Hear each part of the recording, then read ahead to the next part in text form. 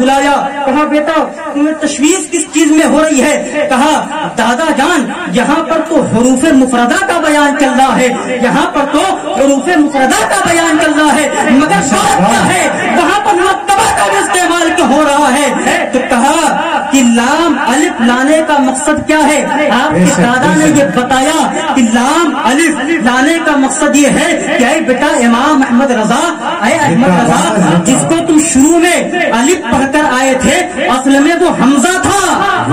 جس کو تم شروع میں الف پڑھ کر آئے تھے اصل میں وہ حمزہ تھا،